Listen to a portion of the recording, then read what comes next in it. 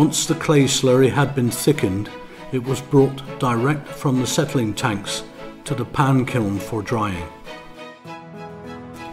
The pan kiln was heated from underneath by a series of horizontal flues that ran from the coal-fired furnaces to the chimney outside. At Wheelmartin, the flues were 220 feet long, 66 metres, so the clay being dried was spread thicker at the furnace end of the kiln where the floor was hotter. The clay was brought into the kiln in tipper wagons and then spread over the heated floor.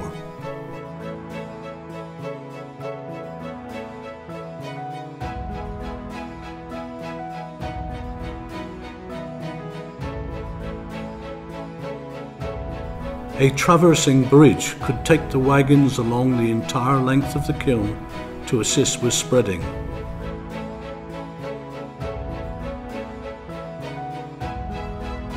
It took a day for the clay to dry at the furnace end of the kiln and 3 days or more towards the chimney end.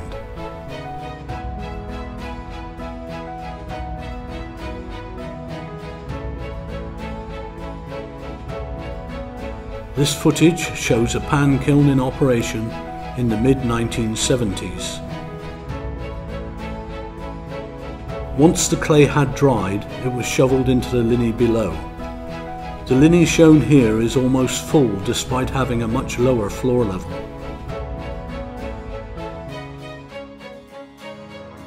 The process remained much the same for over 100 years, until faster methods of drying were developed in the 1950s. Later on, processed clay would be transferred to oil-fired rotary dryers using conveyor belts.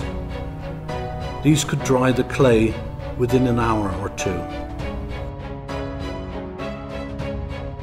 This footage shows a Buell dryer in which clay gradually descends through a series of rotating trays through a current of hot air.